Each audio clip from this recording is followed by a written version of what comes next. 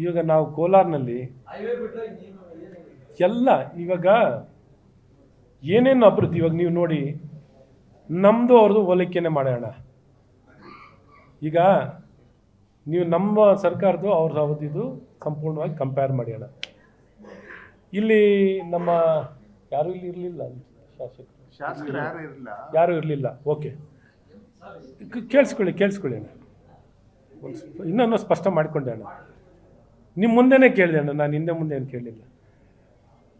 ಸ್ಪಷ್ಟವಾಗಿ ಜನಪ್ರತಿನಿಧಿ ನಮ್ಮ ಇಲ್ಲದಿದ್ದರೂ ಸಹ ಕೋಲಾರ ಜಿಲ್ಲೆಗೆ ನಮ್ಮ ಕಾಲದಲ್ಲಿ ಮಾಡಿರೋಂಥ ಕೆಲಸ ಅಥವಾ ಈ ಸರ್ಕಾರದ ಕಾಲದ ಕೆಲಸಗಳನ್ನು ಎರಡನ್ನೂ ಕಂಪೇರ್ ಮಾಡಿ. ಈಗ 2 ವರ್ಷ ಆಗಿದೆ, ಇನ್ನು ಮುಂದಿನ 3 ವರ್ಷನೂ ಸೇರಿಸ್ಕೊಳ್ಳಿ. ಇನ್ನು ಮುಂದಿನ 3 ವರ್ಷನೂ ಸೇರಿಸಿ ನಮ್ಮ ಕಾಲದಲ್ಲಿ ಮಂಜೂರಾಗಿರೋಂಥ ಕೆಲಸ, ನಮ್ಮ ಕಾಲದಲ್ಲಿ ಆಗಿರೋಂಥ ಕೆಲಸಗಳು ಮತ್ತು ಇವ್ರ ಕಾಲದ್ದು ಎರಡೂ ಇಟ್ಕೊಂಡು ಪಟ್ಟಿ ಇಟ್ಕೊಂಡೇ ಮಾತಾಡೋಣ.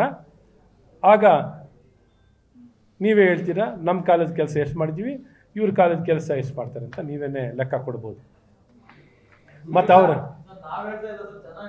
ಜನ ಇವಾಗ ಜನಕ್ಕೆ ಗೊತ್ತಿದೆಯಲ್ಲ, ಜನನೇ ಈ ಕಾಂಗ್ರೆಸ್ ಸರ್ಕಾರ ಉಗಿತಾ ಬಿದ್ದವ್ರೆ, ಎಂಥವ್ರಿಗೆ ಓಟ್ ಹಾಕ್ಬಿಟ್ವಪ್ಪ ಅಂತ.